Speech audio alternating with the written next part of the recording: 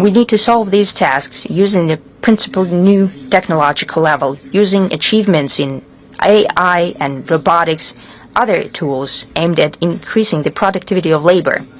In science as well, our serious advantage here is an accessible and affordable energy. We have one of the largest grids of nuclear hydrothermal power plants.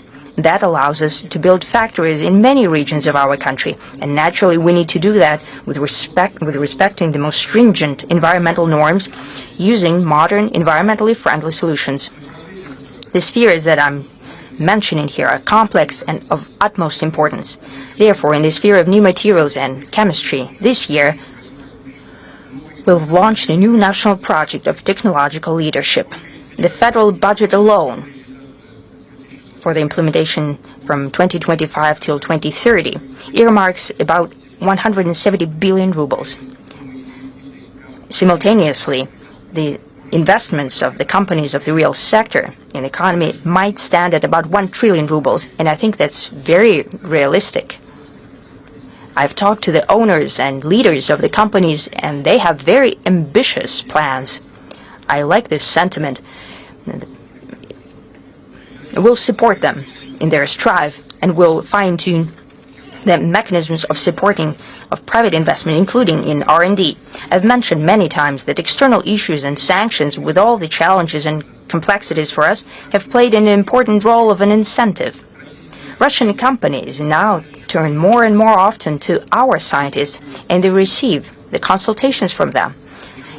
And it turns out that the domestic solutions quite often become more effective and efficient than international counterparts. In order to ensure a modern legal framework for cooperation between researchers and qualified clients, we've adopted a law on technological policy.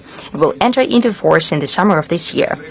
I have already mentioned, and I have set this task, that together with the business community, we need to increase the funding of science up to 2% of GDP. It is crucial that we send all the additional resources for the support of promising, disruptive areas of scientific and technological development. For example, in chemistry and new materials, it would be rather myopic and erroneous to be satisfied with simply substituting the technological processes that have already been explored somewhere abroad.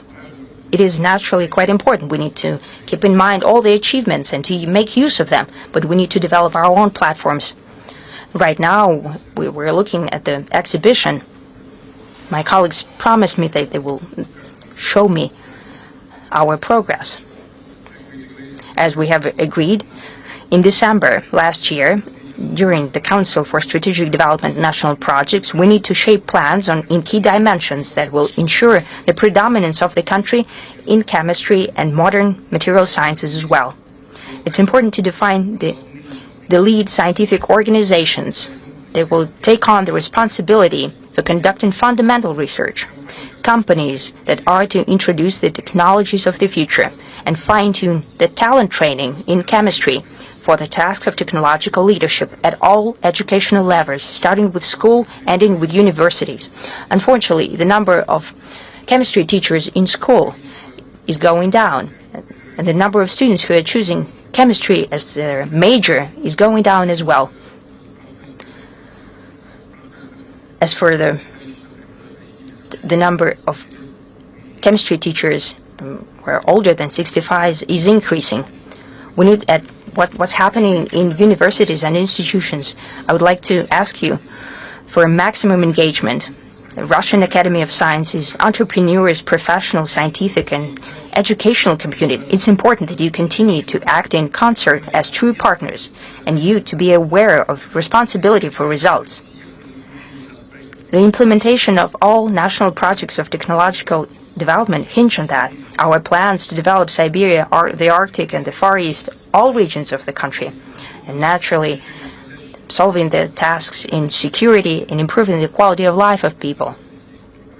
Security is a thing of its own. I have already spoken publicly about it. The whole world is talking about a Oreshnik missile. What is it made of?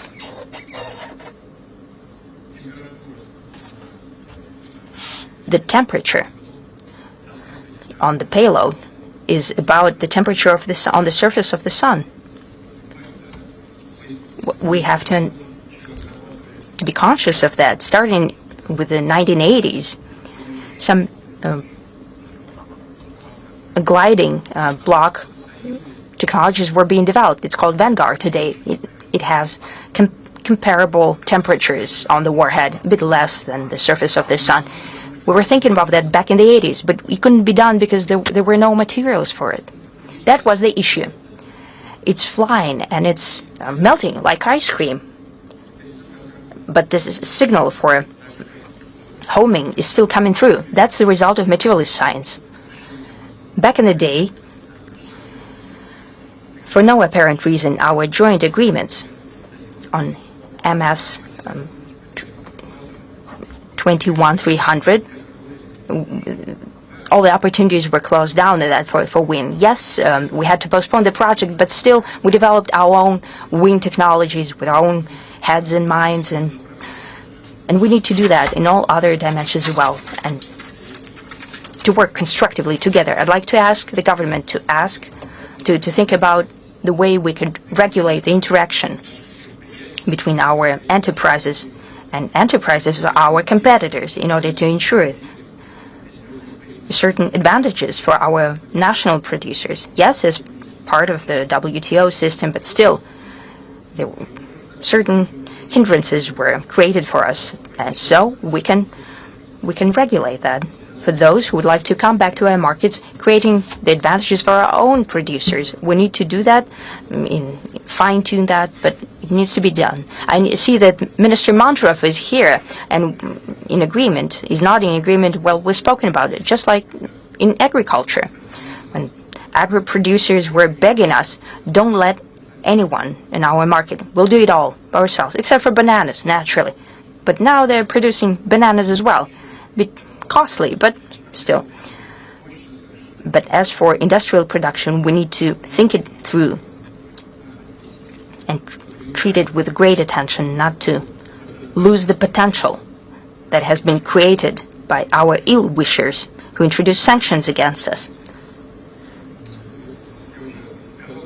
I have already mentioned it, but I would like to give a few other examples in order to develop machine engineering and aviation production, missile and space program. We need composite materials and alloys with unique characteristics. I've just mentioned it. Plant protection, a different sphere, in order to solve the tasks of food security.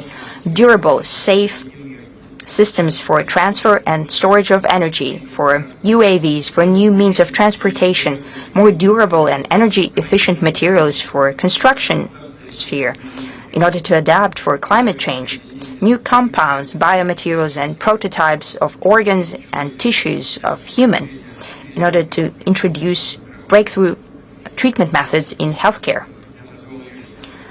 I'd repeat myself that I've just outlined some specific directions. However, the lack of results, even in a single one of them, and I'd like to highlight that specifically, would create a domino effect and will drag down all other national projects. I've given you an example of MS 21300. We had no materials for the fuselage and for the body and the wings, and the whole project was stuck.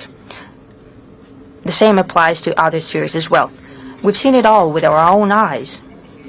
That is the experience of our work in the past 2-3 years. As for all key technological spheres, we need to build comprehensive coordination and natural interconnectedness of all of our steps and measures.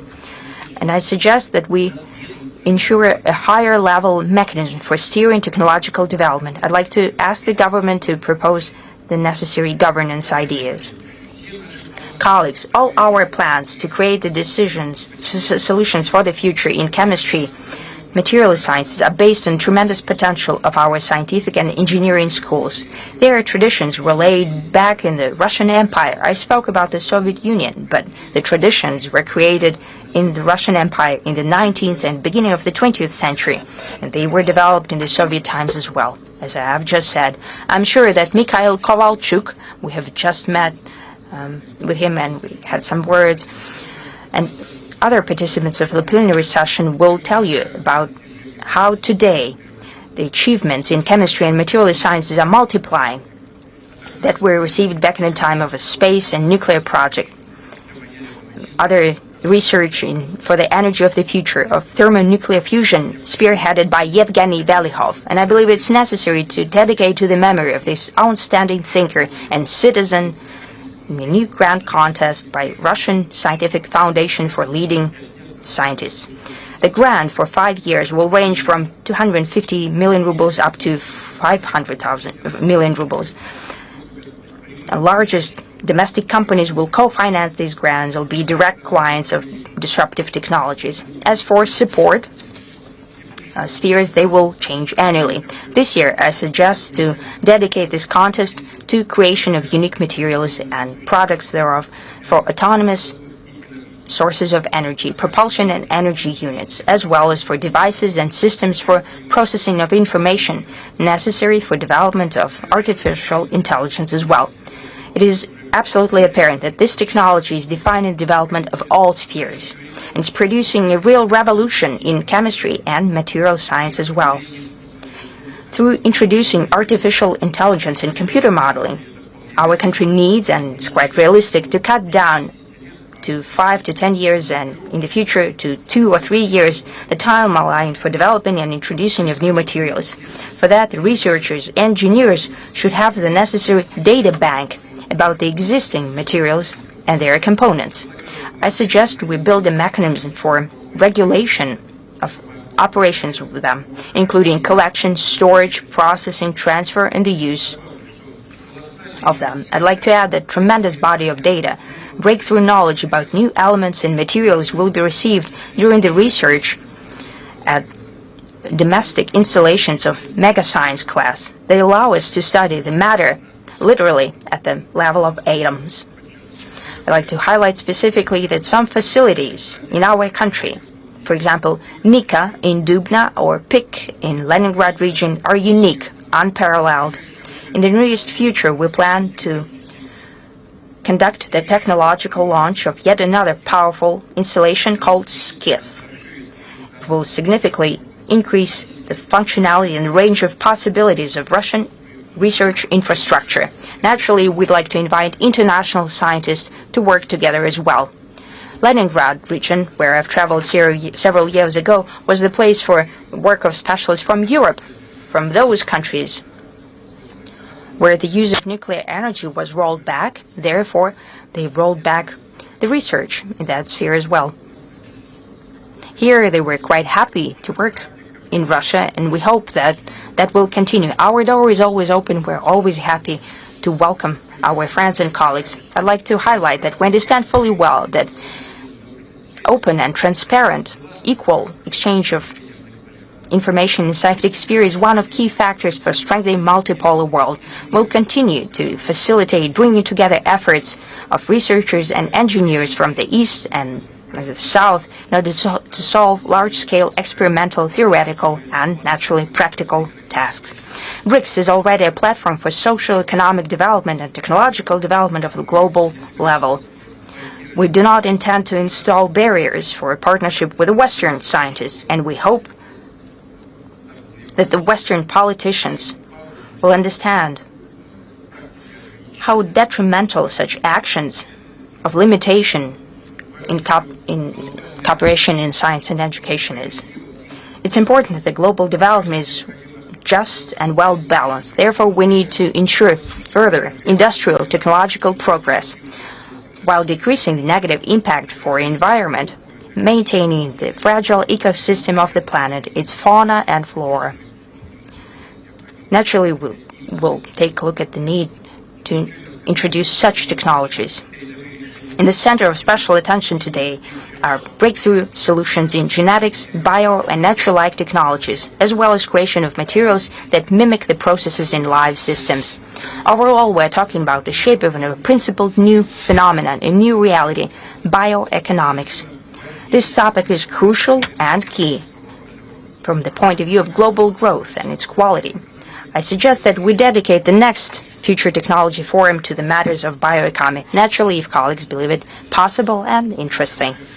We'd like to invite all scientists educational community and business community from around the world. We are prepared to cooperate.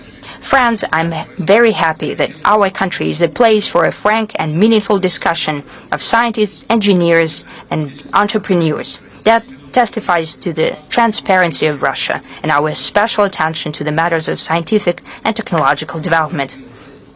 I don't think that any expert would take it upon himself to forecast the new solutions that will be discovered and invented even in the nearest future. However, there is something that we can do, and we can do it for sure. That is to ensure our efficient support for key technological areas that are especially crucial and useful for the citizens, for society, for economic growth. It is in this direction we intend to work. And I'm quite sure that that's the tone for your discussion today. Thank you.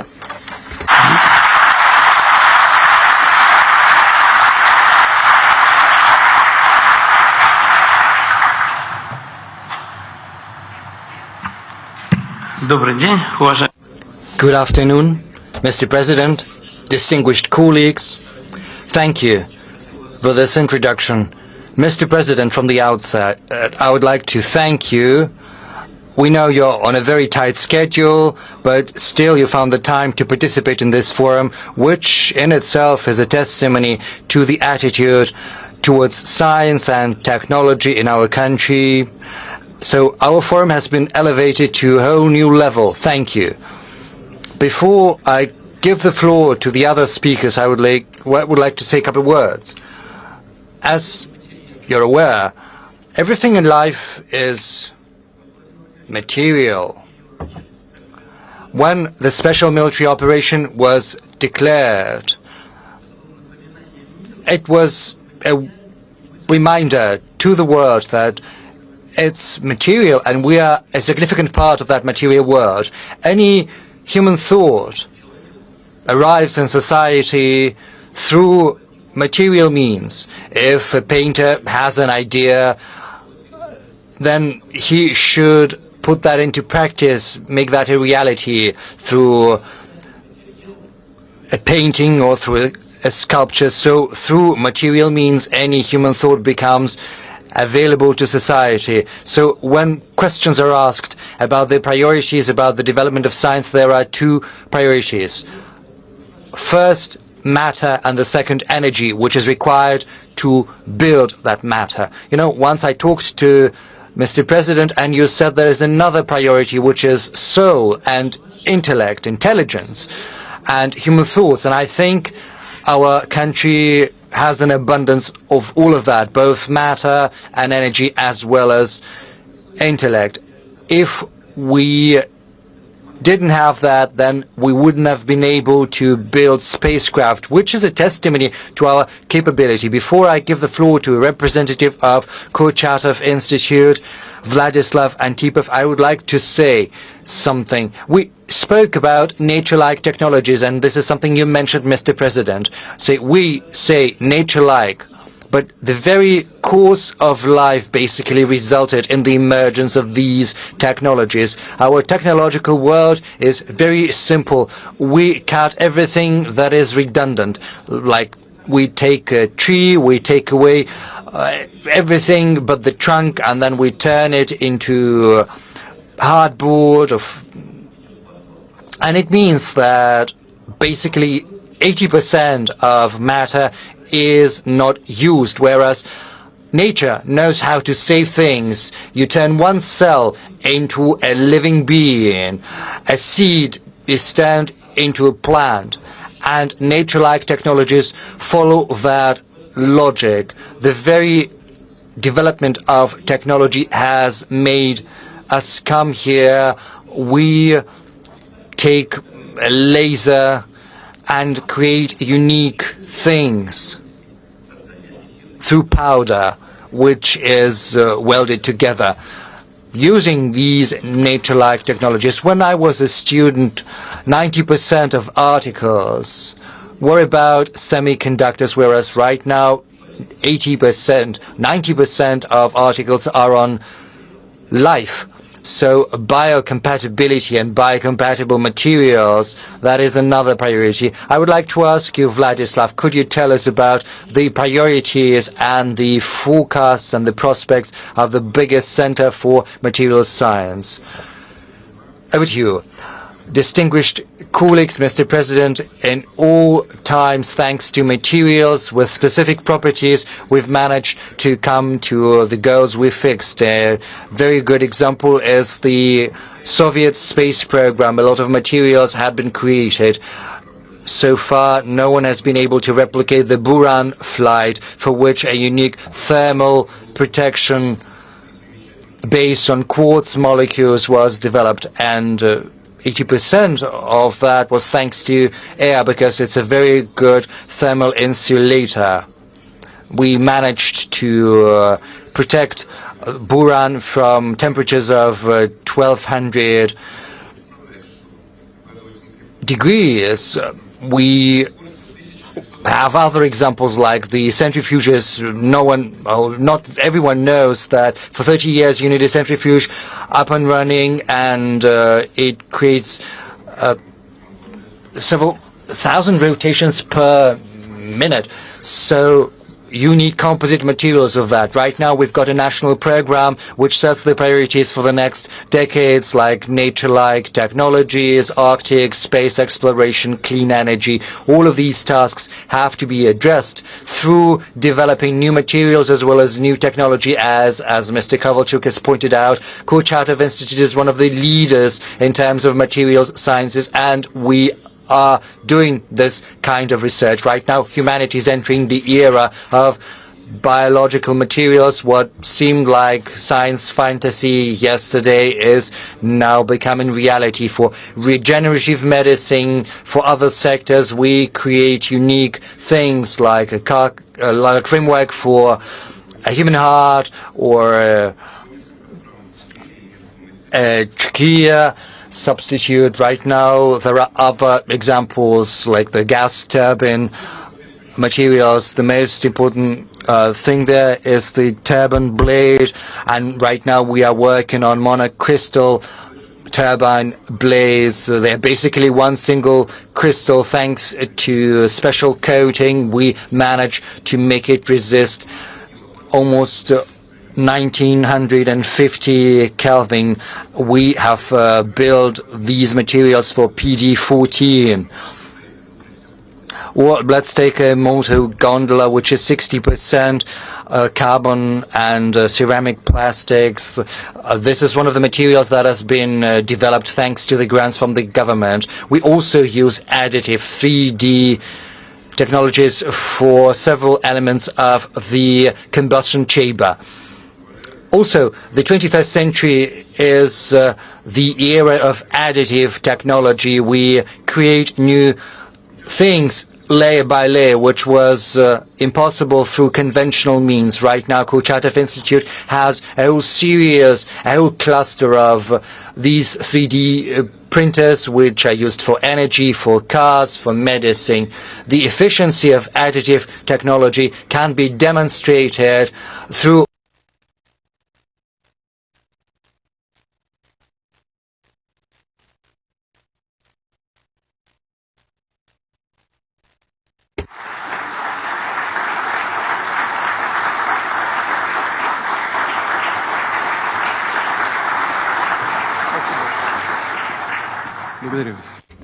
Thank you. Colleagues, friends, ladies and gentlemen, I'm happy to welcome the participants of the 3rd International Future Technologies Forum. As per tradition, it is here in this audience that we outline the future frontiers of scientific research. We are discussing ideas. It consisted of 23 spare parts. Right now, through additive means, we can build this thermal convector, which only weighs 19 kilos, and we've managed to decrease 20-fold the time required for the creation of that element. So you see how efficient these 3D technologies are. We built more than 10,000 details through 3D means, and Kurchatov Institute is responsible for the technical side, carrying out research, providing these technologies to our partners. And of course, it's very good to work together with Rosatom because it's endowed with a great potential. So Kurchatov Institute will build the scientific groundwork, whereas the state corporation will help us scale it up. Now, as for Arctic exploration, we also need special property materials because these materials have to work in the Arctic conditions, low temperatures, higher humidity, and other things. Kurchatov Institute has come up with cold-resistant steels, which are built, which are used for the hull of the icebreakers, which have to go through ice more than 4 meters thick. And also there are sealing materials and cold-resistant materials and paint coatings. So our technological groundwork has made it so that Russia is the only country that can boast of a fully fledged icebreaker fleet. We are also working on underwater gas carriers. Mr. President has pointed that out as well, but Russia requires an interdisciplinary database of materials properties which will help us bring down the time required for the development of new technologies. We'll have more information on properties, on specifics. This will help us achieve uniformity throughout different industrial sectors. This will also help us get access to new materials. Thank you for your attention.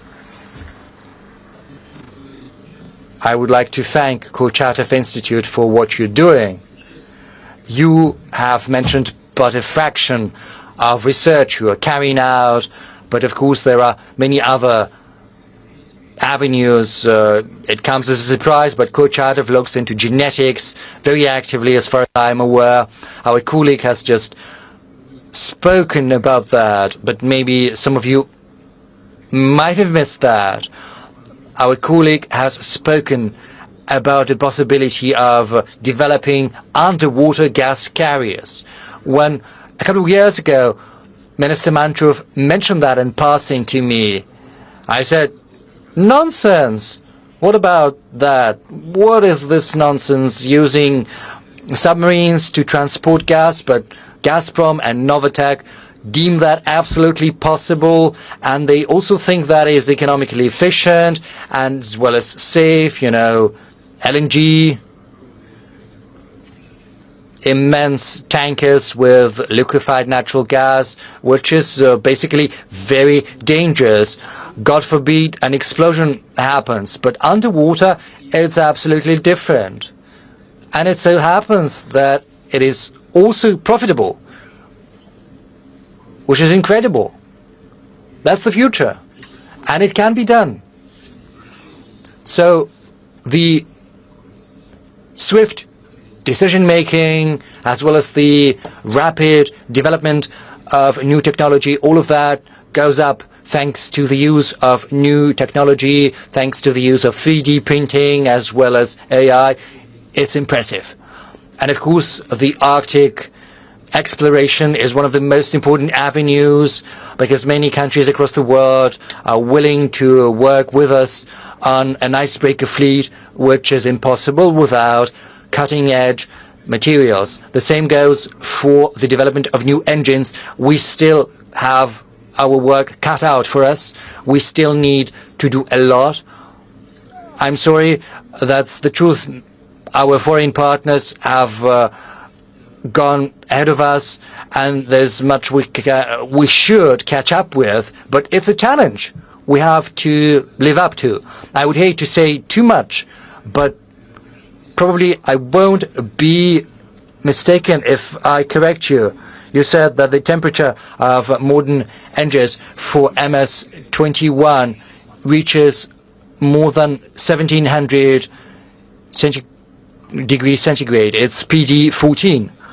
Whereas it's for MS-21, whereas for the wide-body aircraft, it's PD-35 engine, and there the temperature reaches more than 1900 degrees. So I would like to thank you personally, and your team, those who work on the production, I would like to wish them success. We know who's the one responsible for that work. Almost all the stages of work have been completed, but we have to help our colleagues out and support them. Thank you. Mr. President, I would like to invoke my right and draw your attention to the following. When 3D printing was spoken about, we have Gennady Yakovlevich and other colleagues sitting here. I would like to respond right away. We three, at the instruction of the administration, are actively working on a new competition, choosing the right topics to be explored. But I would like to say that the 3D technology was developed in our country in the Laser and Information Technology Institute at the initiative of one of our members of the Russian Academy of Sciences. This was one of the first places in the world where the stereolithographs were developed. They were used to identify the remains of the Romanov family, because the genetics was just seeing its first development.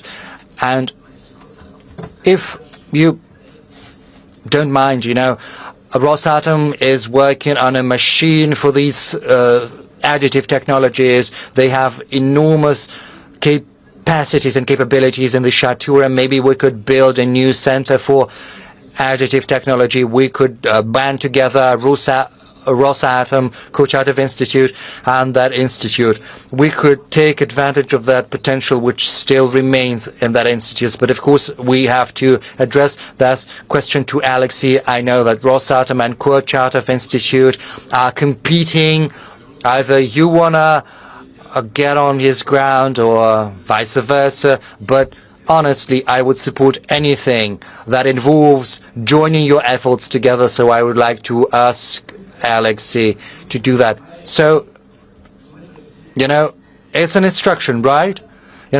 3 days ago, together with Gennady and with Alexei, we signed an agreement, and at your direct instruction, we set up the Council for the Strategic Development of Rosatom and Kurchatov Institute. So there are no differences whatsoever, and Alexei could probably confirm that publicly. What did you set up? A Council on the Strategic Development. So I wish you to live in good counsel and have friendship with one another, happily ever after, as it were. I would like to give the floor to Alexander Chernov, head of the working group of the Russian Quantum Center. He's going to speak about graphene, but before that, I would like to say just a couple of words. The periodic table has a great number of elements, but there are only 4 elements that stand apart: oxygen, hydrogen, nitrogen, and carbon.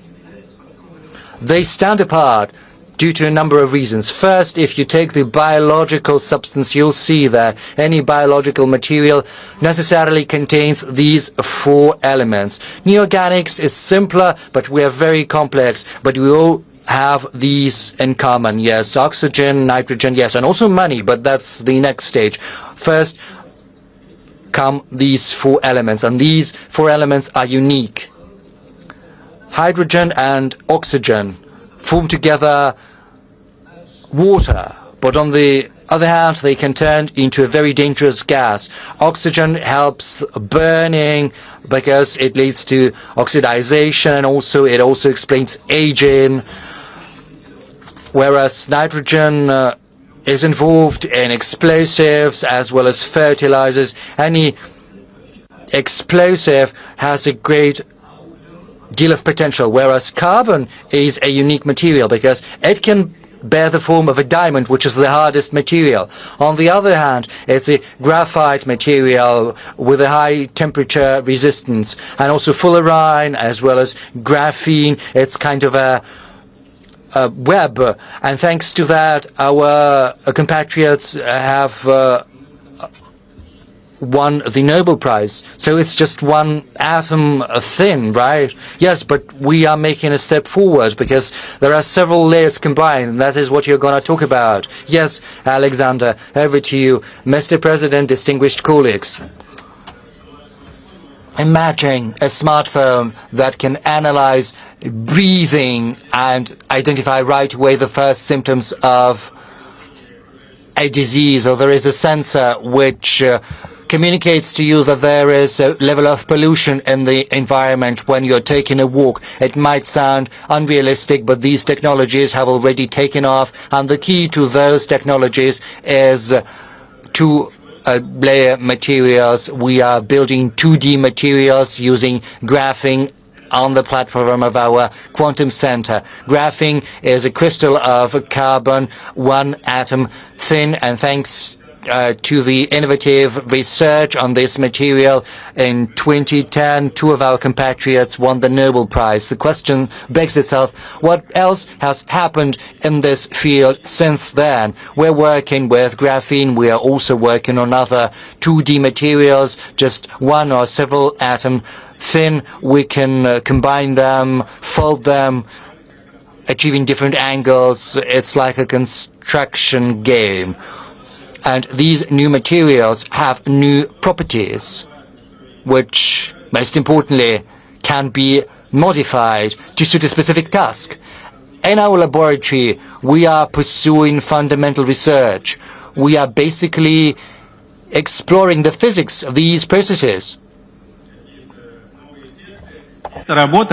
We study new effects, and that work has already borne fruit. Today, at the exhibition, we are to show you at the Gazprom Bank station the materials, the sensors made of those materials, and to talk to you about the possible uses of them. For example, such materials can be used for night vision devices. The main advantage of 2D materials is 15 times higher sensitivity. That means that in the dark you can detect an object at a much higher distance. Such 2D materials can also be used in medicine. Biosensors, with the use of 2D materials, are made in order to detect biomarkers of disease in your breath as well as in your blood. Thanks to small size and them being flexible, they can be used in wearables or in your clothes. They can monitor 24/7 the human breath. We already have graphene sensors that are very highly sensitive. They detect at early stages such diseases as lung cancer, tuberculosis. They analyze the breath of humans. Our example shows that studying such new materials and the effects that they produce allow us to create principled new technologies, not to repeat or update old technologies, but rather receive innovative devices that are much better in their characteristics of those that already exist. I think it is of principled importance that fundamental science is supported here, because it gives the world such discoveries which are later allow us to create such devices.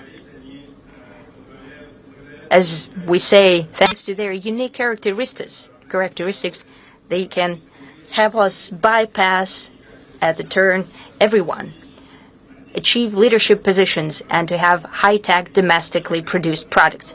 Here I wanted to highlight two things. Number one,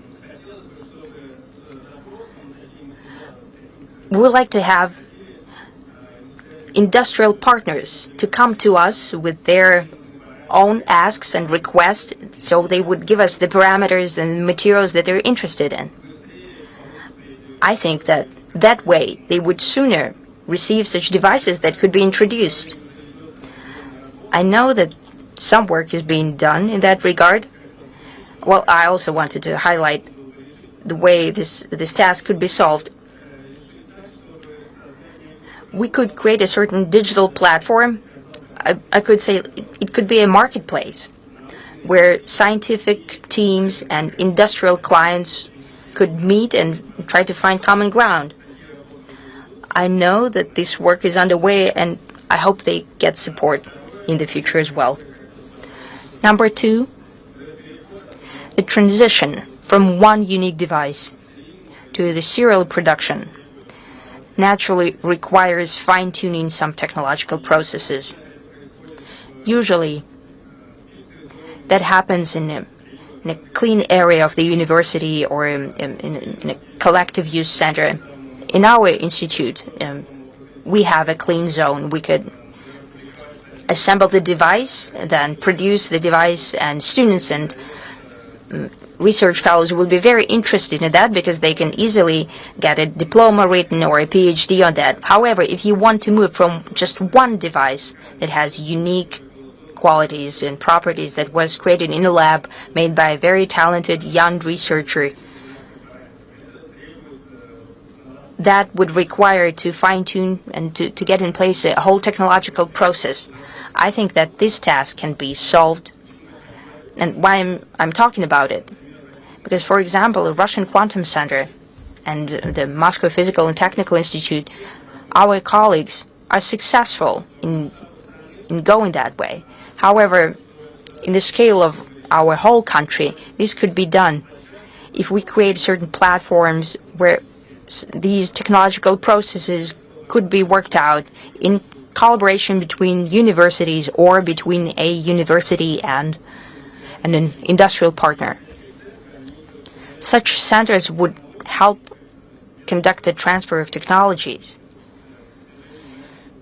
and will make it easier to implement your May orders in terms of technological leadership. Thank you. I won't go into details in sensors. Well, this is a very important area with a very wide range of applications, crucial. Thank God this sphere is being covered by you as well. As for digital platforms where the information exchange could take place between industrial partners and possible researchers and producers as well, that is crucial.